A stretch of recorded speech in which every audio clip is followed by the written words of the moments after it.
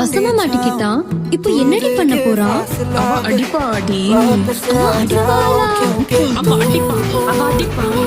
கதைய முடிப்பா.